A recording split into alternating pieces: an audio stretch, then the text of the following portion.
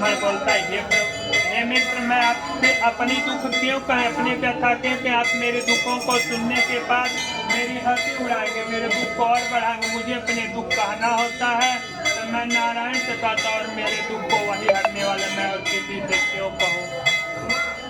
भगवान इतना वचन सुनने के बाद तो उसे विश्वास दिलाते हैं कि हे मित्र, तुम अपने मुझसे दुख कहो, मैं तुम्हें अपने दुखों को जरूर दूर करने का उपाय बताऊंगा।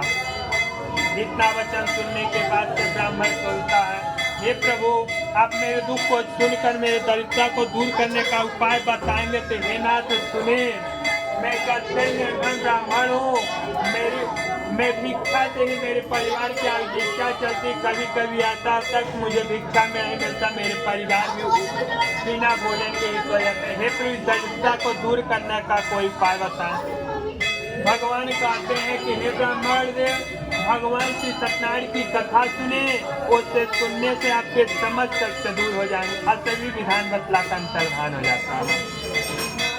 भगवान के अंतर्धान होने के बाद से ब्राह्मण भिक्षा मांगकर घर आता है, अपने प्रसाद को बनाता है, ग्रहण सुनता है, कथा सुनता है। कथा सुनने से उसके समस्त कष्टों के निवारण हो जाता है। तब कहता है, हे प्रभु, अगर आपका एक बार भजन और कथा सुनने से मुझे इतना सब कुछ मिला है तो मैं प्रत्येक बार करूँगा। ब्राह्मण के बस मनौती माए, हे बुढ़िया माए, हमारी मनोकामना पूरा हो जाए तो अरे खाने हम आए नारियल सुनब, कथा सुनब, मनोकामना पूर्ण हो, मनौती भूला गए भैया ना। फिर जब सपना में जब फिर कष्ट आवेला तब कहा, अरे बुढ़िया माँ खाना मन लेना कही जाए तो पूरा हो जाए, तब कथा फिर सुनल जाए। ब्राह्मण उसी दिन से हर महीने कथा सुनने लगता है। इसी प्रकार एक दिन ब्राह्मण अपने धन और ऐश्वर्य के साथ भगवान नारायण की कथा सुन रहा था। उसी समय एक लकड़िया आता है जो प्यास से बेचैन था। ब्राह्मण के मकान के सामने लकड़ी को रखकर प्यास को बुझाता है। ब्राह्मण को भक्ति चिंतन करते देखकर और जब ब्राह्मण को पहचानता करता है, वो तो वही ब्राह्मण है जो भिक्षा मांगा करता था। मेरे साथ कभी कभी मैं लकड़ी की नगर में बेचता था, मेरे साथ भोजन भी कर लिया करता था। इतनी बड़ी महल का स्वामी इतना धनवान कैसे होगा, अब मुझे इसको जानना है। क्या संबंध के कोनो मित्र गरीब रहना पर पाता धन आवत शुरू पहले जा सोचा जाए कहाँ से आवत तो पता कर लिया। तो लकड़िया भी कहता है कि मुझे भी इसकी जानना है। ब्राह्मण जब कथा पर टूटता है तो लकड़ी को प्रसाद देता, लकड़िया प्रसाद ग्रहण करता है। कहता है, हे मित्र, आप कभी मेरे साथ भोजन भी किया करते थे, आप इतने निर्धन थे, गरीब थे, आप इतने धनवान कैसे हो गए? आप मुझे भी इस कथा के बारे में बताएं, मुझे भी सुनना है। पता नहीं पूछ ला। तो कहते हैं कि हे प्रभु, भगवान की सत्यनारायण नामक कथा जिसका सुने, भगवान लक्ष्मी नारायण है, इन्हीं का दिया है, इनका सब कुछ मैं इन्हीं का दिया हूँ, मेरा कुछ भी नहीं। ब्राह्मण के जब कौन सी जरूरत सब कुछ समझ गया है, जब कोई कुछ है। बाकी जब आप पैदा हो जाए तब वो बिना सियल कपड़ा पहना जा दूसर के और जब जाइए तब वो बिना सियल कपड़ा पहना जो फैली लाए रहे और वो चला नहवा धोक ले जाए सब यही जकरा हमारे कुछ है नहीं। तब भगवान का दिया मैं उन्हीं को अर्पण करता हूँ। भगवान कितनी मुझे शक्ति दे। उन्हें किया हो लकड़िया इतना वचन सुनता कहता है, हे ब्राह्मण देव, मुझे भी इस कथा को बताएं, मैं भी इस कथा को सुनूंगा। लकड़िया सभी विधान सुनता है, प्रसाद को ग्रहण करता, मन विमल होता है और लकड़ी मस्तक पे रखता है और बेचने के लिए जब चलता ब्राह्मण के मकान से कहता है, हे प्रभु, आज लकड़ी बेचने जो भी धन मिलेगा मैं उसी से आपका उत्तम मत करूँगा। उस दिन उसके लकड़ी का मुँह मांगे रकम मिलता, हृदय से प्रसन्न होकर पके पके केला दूध भी शुक्र बंद बांधों को बुलाकर भगवान सत्यनारायण की कथा सुनता। कथा सुनने से इस लोक के संसार का समस्त सुख भोगकर अंत वैकुंठ धाम को चला जाता है, जो जन्म और मृत्यु के परे होता है। बढ़िया मैया के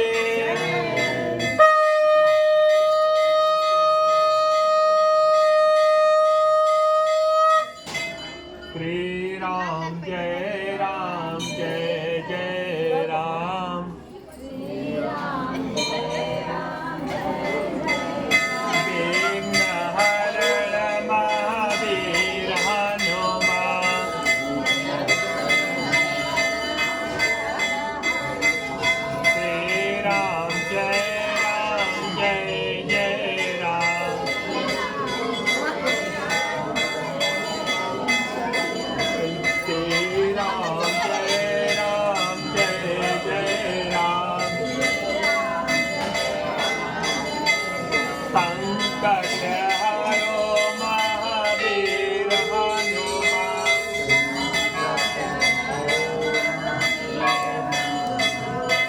हनुमान जी महाराज की जय। छोड़ दो भैया,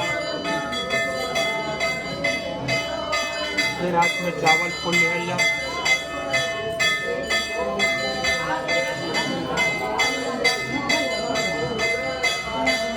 एक उलमुख नामक राजा था, बुद्धिमान जितेंद्रवादी था। भगवान की सत्यनारायण के भद्रया नदी के तट पर किनारे में बैठकर भगवान की कथा सुन रहा था। उसी समय एक व्यापार करके साधु आ रहा था। उनके नौके पर ढेर सारे धन थे। नौके को समुद्र के किनारे ठहरा कर राजन को भक्ति चिंतन करते देखकर राजन के सम्मुख जाते हैं। बैठकर कथा का श्रवण करते हैं। जब कथा संपूर्ण होता है तो राजन प्रसाद देते हैं। तो साधु कहते, हे राजन, किसकी पूजा करे थे, इससे क्या क्या मिलता है, मुझे थोड़ा बता। मुझे इस कथा को सुनने से अच्छा प्राप्त अनुभूति हुई है। राजन कहते हैं, ये महाशक्तिशाली भगवान श्री सत्यनारायण की कथा है। मैं भी प्रजा और पुत्र के प्राप्ति के लिए इस कथा का श्रवण कर, मुझे कोई संतान नहीं है।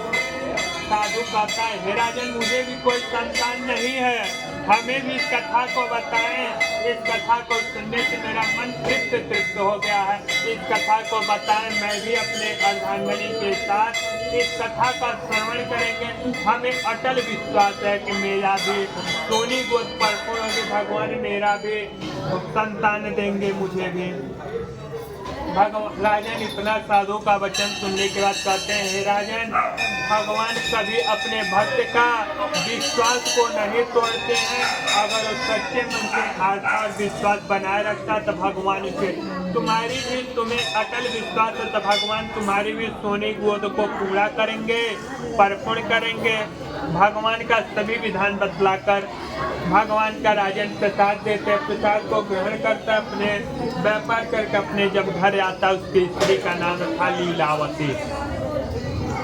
मीठे शब्दों में लीलावती से कहता है, हे प्रिय, मैंने भगवान श्री सत्यनारायण नामक कथा का सुना है। भगवान सभी मनोकामनाओं को पूर्ण करते। जब हमारी भी मनोकामना परिपूर्ण होगा, जब हमें भी कोई संतान प्राप्त होगा, तब मैं उस कथा को श्रवण करेंगे।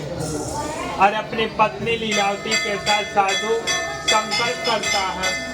उसकी पत्नी लीलावती साधु के साथ सांसेकृत करते हैं, गर्भवती है और 10वें महीने में कन्या उत्पन्न है। कन्या इससे बढ़ती है जैसे शुक्ल पक्ष का चंद्रमा, इसलिए जैसा कन्या वैसा नाम, इसलिए उस कन्या का नाम कलावती रखा जाता है। बाकी हमन के जब होला कहा जाला बेटवा, चल पहले बेटवा कहा जाता, अब लड़का कहा जाला।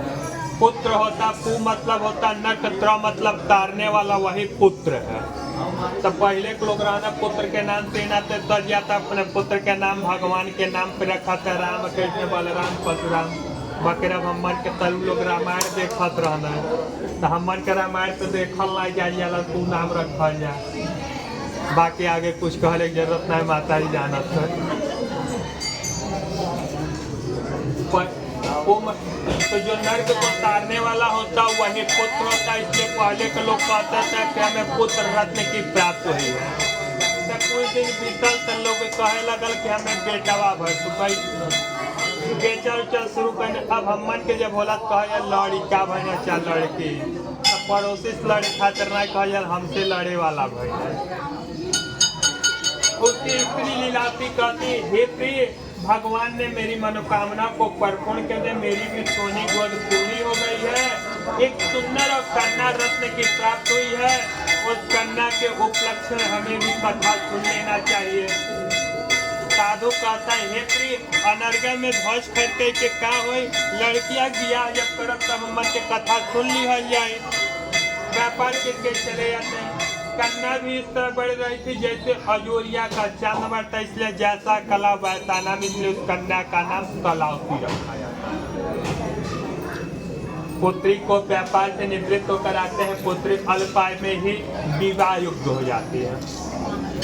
पुत्री का विवाह कर देते हैं, स्वयं अर्पण पूर्ण कर साधु, और जब कुछ ढूंढ देते हैं और उसके जब कथा के समय भी कन्यादान के समय भी कथा नहीं सुनते हैं तब भगवान जनार्दन रुष्ट होते कहते हैं अब दारुण दुख देना पड़ेगा। साधु अपने दामाद को लेकर व्यापार के लिए चल देता है। राजा चंद्रकेत के नगर में व्यापार करने लगता है। जो रतनपुर नामक से एक माया नगरी थी। साधु जब व्यापार करने लगता तब भगवान एक दिन अपने स्वयं ही चोर बनते हैं तो राजा का धन चुराकर सिपाहियों को दिखाते हुए साधु के धन में मिला देते हैं। जब सिपाही देखते हुए धन को चोर के पीछे लगे हुए थे बटे भगवान अंतर्ध्यान हो जाते हैं। राजा का धन साधु के धन में देखते हैं सिपाही। साधु को बंदी बना लेता उसके दामाद को और राजा के सम्मुख ले जाकर प्रवेश करते कहते हे राजन हम दो चोर पकड़े कृपया आप आज्ञा दें। राजन तुरंत घोर कारावास की आज्ञा देते और जेल कारागार में डलवा देते। जो घर में धन तो भी लगकर शांतिक मानसिक और भूख के प्यास से बेचैन होकर भगवान से पूछते हुए भिक्षा मांगने लगती है। बकर हमन के पहला कथा वहाँ छोड़ल जाए जब लोग कहाला जब ऋषियालत 9 नरक भोगव 9 नरक एक ही जगह है पूरे संसार में महतारी के गर्भ। जहाँ मेडिकल साइंस में सीधा कहा जाए हमन के आम भाषा में वहाँ कहा जाए उल्टा।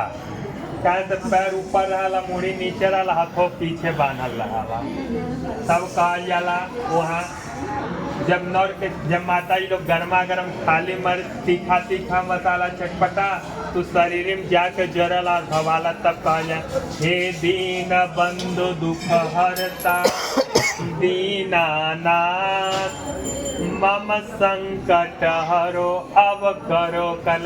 हे प्रभु अब यातना सही नहीं जाती। हे प्रभु अब मुझे इस नरक से उद्धार करिए इस कष्ट को दूर करिए। हे प्रभु हम आपकी कथा सुनेंगे आपकी पूजा करेंगे। हे नाथ हम पे दया करिए आप दया निधि हैं। भगवान दयालु होते हैं।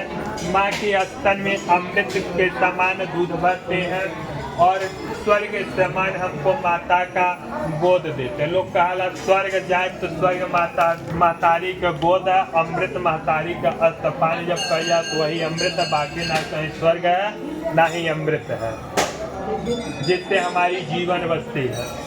तब भगवान हमारे जब जन्म होता है तब कहते हैं भगवान अब मेरी कथा और पूजा करिए मेरी भजन करिए। तब कहिए हे प्रभु सब कहनी कहाँ करें हम कुछ कह पाना भुला गए हैं। तो उसी भक्ति जब हम के जब बुढ़ापा आला जब प्राण के जाला तो न उस समय महतारी बोला न दादा के बेटवा के बोलावल जाला। इसलिए हमारे पूर्वज थे कि अपने पुत्र का नाम भगवान पे रखते थे तुम लोगों का उद्धार हो जाता था। बकर अब हम तो से वंचित बाणी देना थे हम कितने नरके में जाए टेंशन न लिया जाए। क्या सर हमारे देखला ना जाए जाला कि नाम उमर से चुन के रखल जा। तब भगवान कहते हैं अब इस कलाती भिक्षा के लिए गए थे रास्ते में भगवान की सत्यनारायण की कथा हो रहा था। बैठकर कथा सुनने लगते इधर लीलावती सोचती कि हे प्रभु मैं लोगों को भोजन कराता था मुझसे कौन सा अपराध हुआ है। मैं एक रोटी के लिए द्वार भटक रहा हूँ और मूर्छित होकर जमीन पर गिर जाते हैं। मन के कह जाला सपना में बुढ़िया माई आयल रहे हैं तब बुढ़िया माई कपूर नारियल बात सुनने के बाद बेड़िया कटवा कर नए बस आभूषण पहनते हैं। भोजन का लिया था उसका दुगुना धन देकर दोनों से हाथ जोड़कर कहते हैं महान होगो भविष्य ऐसे दुख की कटने अब भय की कोई चिंता अब तो अपने राज्य को जा सकते हो। दोनों राजन को प्रणाम करते हैं अपने नगर की ओर चल देते हैं। श्री रामचंद्र जी महाराज के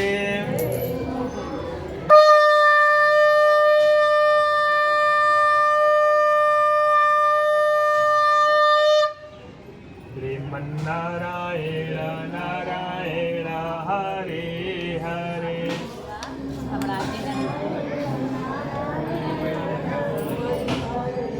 लक्ष्मी नारायण नारायण हरे हरे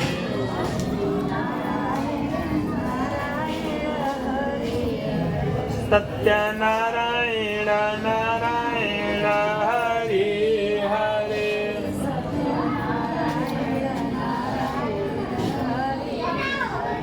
लक्ष्मी नारायण नारायण हरे हरे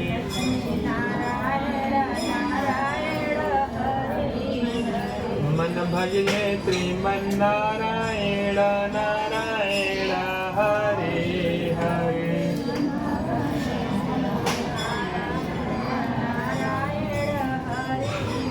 द्वारकाधीश जी महाराज की जल छोड़ दी हल्ला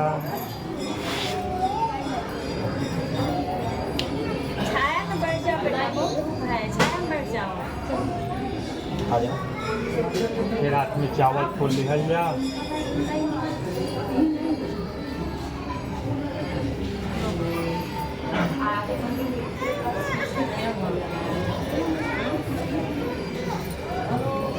जब सतयुग चलत रहल है तो देवता और दानव दोनों अलग अलग लोक में रहते और क्या त्रेता आए तो एक लोक में होखे लगन राम और रावण द्वापर आए तो दुर्योधन युधिष्ठिर एक घर में देवता दानव रहे लगे अब कलयुग चले ला तो एक शरीर में बाढ़ राम और रावण जब हमको अहंकार हो जाए तो हम रावण है जब अहंकार खत्म है तो राम है नाते कहा जब मैं था तब हरि नहीं अब हरि है मैं ना जब तक हम पे अहंकार रहे तब तक हम भगवान का दर्शन नहीं करेंगे आज जैसे अहंकार खत्म है तो च्यूटिस लगाए और एक पत्ते तक हमें भगवान के इतने लोग कहा भगवान भी दुख में साथ छोड़ देना हमारे परछाई साथ छोड़ सकले भगवान नहीं छोड़ तो जब साधु यात्रा प्रारंभ करता राजा की आज्ञा पाकर तो भगवान कहते हैं इसको तो इतना धन दे दिले करेगा क्या चावल फूल ले लिया तो कहते हैं इतना धन लेकर करेगा क्या भगवान एक डांडी का भेष धारण कर उसके पास आते हैं तो दूर से किसी को देखकर साधु कहता है अपने दामाद से भले बंदे थे भले कष्ट हुआ बकर हो सकता व्यापार में धन लगाते नष्ट हो जाता बकर कष्ट हुआ बकर अपार धन भी मिला है लगता हमारे धन को कोई पता लगाकर हो सकता समुद्र में छीन उन ले हमें इसको कुछ बताना नहीं है भगवान आते हैं अहंकार साधु कहता है तुम्हें कुछ धन ले इच्छा मर नौके बेल पत लता भरल में कुछ बदलना नहीं भगवान कहते हैं तुम्हारा वचन तुम्हारे लिए सत्य हो आज समुद्र के किनारे पर है इसलिए कहा जाता है कि रूप की भेष में नारायण मिल जाए किसी का अनादर नहीं करे चाहे किसी भी रूप में भगवान मिल सकते हैं भगवान का इच्छा वचन सुनकर भगवान को दूर जाकर बैठ जाते हैं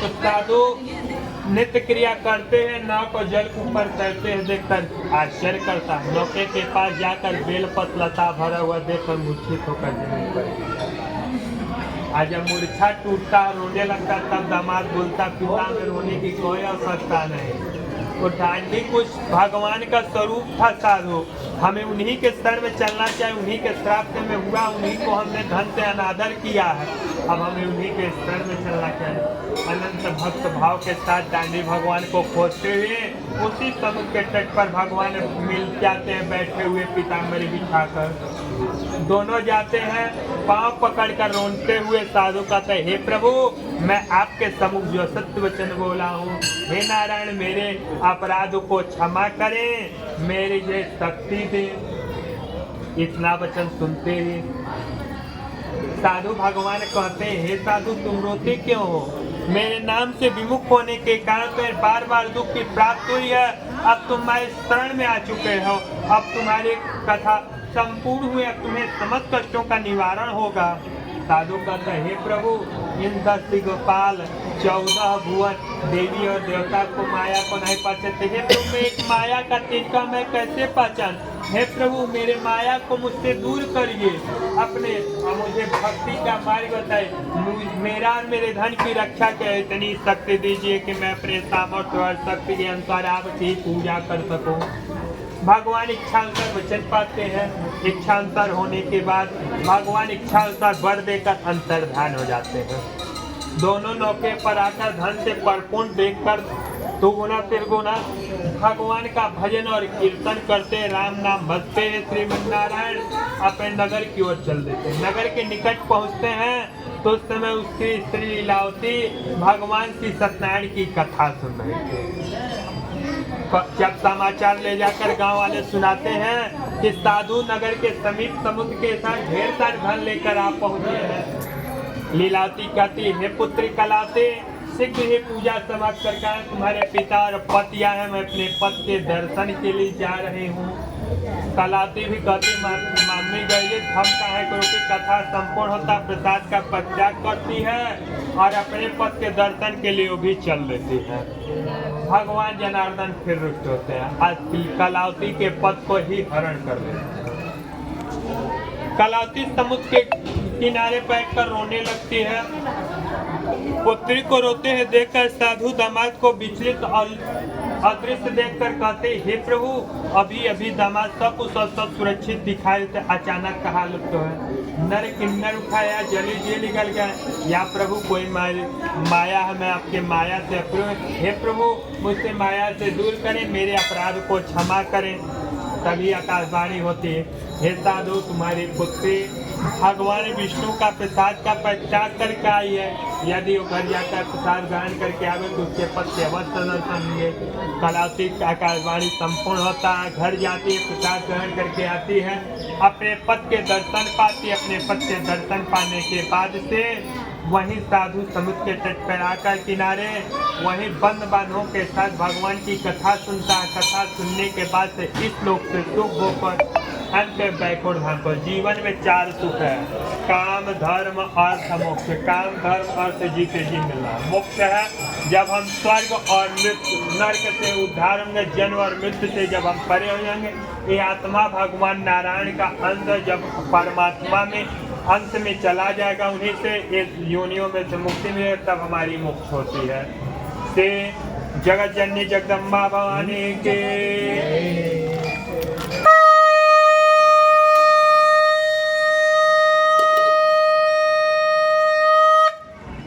पानी डाल के दो।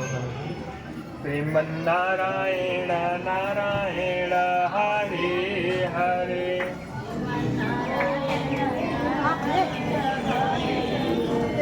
लक्ष्मी नारायण नारायण हरे हरे,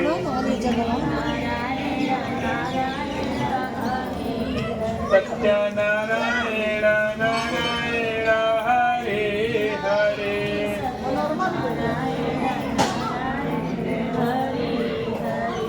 श्रीमन्नारायण नारायण हरे हरे,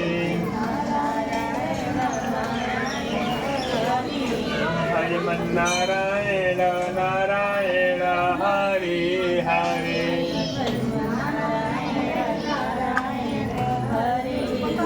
श्री कृष्ण कन्हैया लाल की।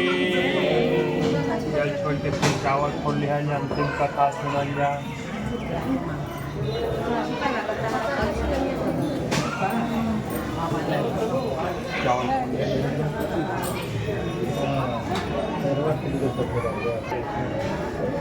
उनके प्रजा भी ने अपने राजा का नाम प्रजापालक रखा था। राजे निश्चित वन में जाकर अनेक पशुओं को मारकर एक बरगद के पेड़ के नीचे बैठे थे, जहाँ ग्वाल वल अपने बंधुओं के साथ नारायण की कथा सुन रहे थे। राजन अहंकार व होकर भगवान का प्रसाद का परित्याग करते, नाही प्रणाम करते घर को चल देते हैं। घर में पहुँचते हैं तो 100 पुत्र थे, 100 पुत्र मूर्छित हो जाते हैं। महल नष्ट होने लगता है। राजन कहते, हे प्रभु मुझे मेरी जिंदगी मेरे फुलवारी में कैसे आग लग गई, मुझसे कौन सा अपराध हुआ है, मेरे अपराधों को क्षमा करें, हे नारायण मेरे दुख को दूर करें। तभी उन्हें चेतना कि मैंने भगवान का अनादर किया, मिन्ही के शरण में करना चाहिए। ग्वाल वाले के समीप जाते हैं, ग्वाल वाले को हाथ जोड़कर विनती करते हैं। ग्वाल वाले के साथ विधान पूर्वक भगवान की सत्यनारायण की कथा सुनते हैं और उस दिन से क्षमा याचना मानकर आते हैं। 100 पुत्र जीवित रहते हैं, आज तक शुभ होकर अंत बैकुंठ धाम को चले जाते हैं। जिसने इससे कथा सुना है उसके दूसरे जन्म का इतिहास कहता हूँ सुना। पहली बार कथा सुना था एक ब्राह्मण, जो भगवान श्री कृष्ण के परम मित्र बाल सखा थे। माता के सुशीला जी के कहने पर भगवान से सुदामा जी जब मिलने गए तो द्वार गाँव वालों ने बहुत हंसी उड़ाई कि भिखारी कैसे भगवान द्वारकाधीश का मित्र हो सकता है। द्वारपालों ने अहल्ला के बकरी जब द्वारपालों ने जाकर भगवान नारायण से कहा, कृष्ण जी से, कि कोई एक आया है भिखारी, ना तन पे झगा ना पाँव में पगा है, और आप नाम अपना सुदामा आपका मित्र था। भगवान जैसे सुदामा जी का नाम सुने, अर्धनंगे बैठे थे, रानियों ने उनके सजा रहे थे, भगवान ने नंगे पांव डलते हैं मदहोश होकर अपने मित्र से मिलने चले और अपने मित्र से मिले। वहीं जाकर भगवान ने द्वारका में लाकर सुदामा जी का अस्त नेत्रों से सुदामा जी का हालत देखकर पाँव धुला और भगवान सभी लोगों से उनका विमुक्त किया, उनको माया भी नहीं छू पाई और अंत में भगवान शिव सागर में जाकर वैकुंठ धाम में निवास किए। दूसरी बार कथा सुना कैकलकरेरा जो निषाद राज केवट हुआ, जो सिंगवेरपुर में नौका चलाता था। भगवान के जब राम जी को बन जाने का समय हुआ तो नौके के पास जब आए तो भगवान से कहा, हे प्रभु, बिना नाव पैर धुले आपका नहीं नौके बैठा, क्योंकि प्रभु एक नारी है, दूसरा नौके पर बैठेंगे तो दूसरी नारी हो जाए, हे प्रभु मैं कैसे चलाऊंगा।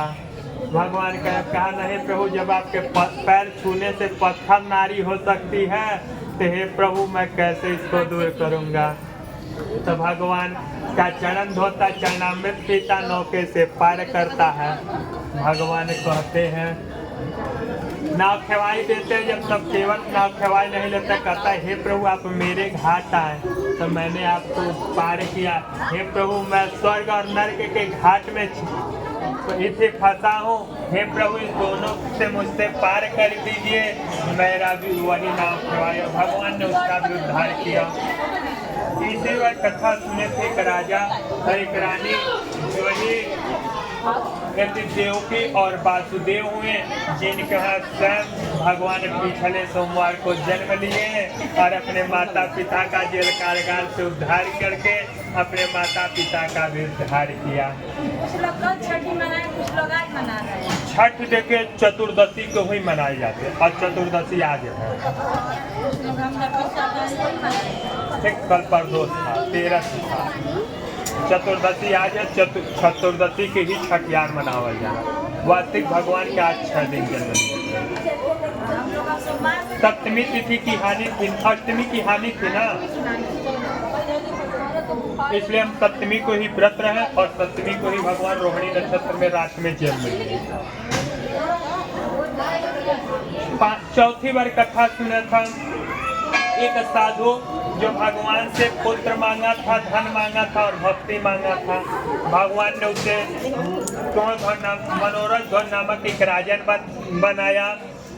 एक पुत्र सुयोग और गुणवान दिया था। पुत्र जब खेलने गया तो भगवान ने बाघ लेकर अपने भक्त के पास आ गए, कहे कि तुम अपने पुत्र को आरे से चीर कर बिना अश्रु बहाए भोजन बनाओगे तभी मेरा बाघ भोजन करे, नहीं तो मेरा बाघ भूखा ही सो जाएगा।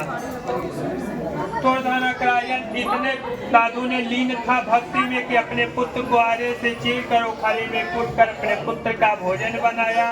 भगवान जब भोजन आया बाघ के पास बिना सुनेत्रों से तो भगवान ने उस माया को लुप्त किया। पुत्र भी खेल कर तब तक घर में आ गया और भगवान ने साधु का भी उद्धार किया। उसके बाद सुने थे ग्वाल बाल जो ब्रजमंडली हुई, जो सनातन धर्म की रक्षा के लिए और भगवान श्री कृष्ण के साथ रासलीला में भाग लिए और उन्हीं के साथ परम धाम को चले गए। छठी बार कथा सुने तो दुर्धनक राजा और मनु जो ही राजा और रानी जो ही राजा मनु रानी शत्रुपा हुई, जो सनातन धर्म की प्रचार प्रसार करते हुए कामधेनु की पुत्री माता नंदनी की सेवा करते, भगवान नारायण की पूजा करते हैं। भगवान ने वंश बढ़ाया और उसी से हम लोग की उत्पत्ति अंत भगवान के परम धाम को चले गए। श्री लक्ष्मी नारायण भगवान के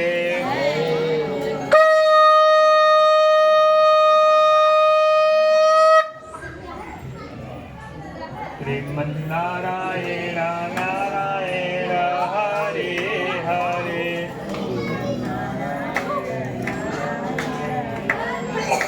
भजमन नारायण नारायण हरे हरे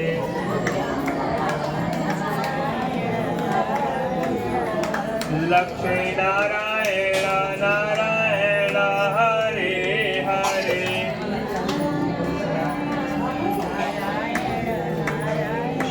सत्यनारायण नारायण हरे हरे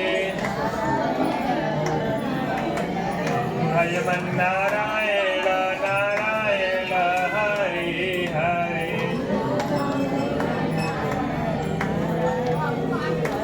श्री द्वारकाधीश महाराज की ये छोड़ दे भैया हाथ में चावल जल फूल निकल जा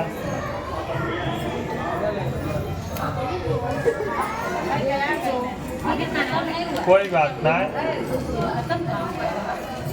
खत्म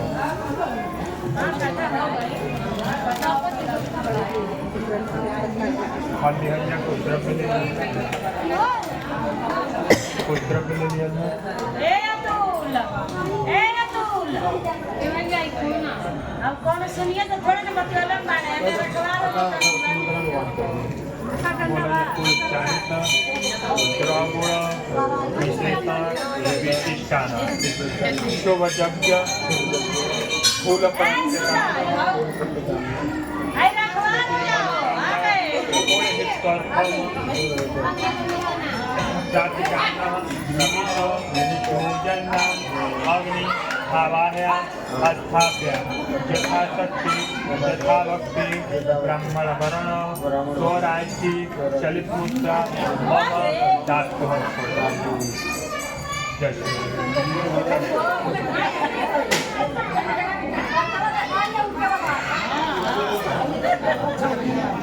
यहाँ के राय वाले ना वो कुछ जाना ना मारे ना ही खाए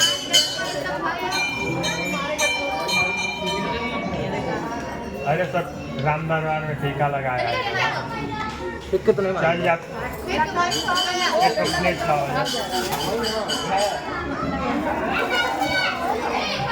एक कौन प्लेट ले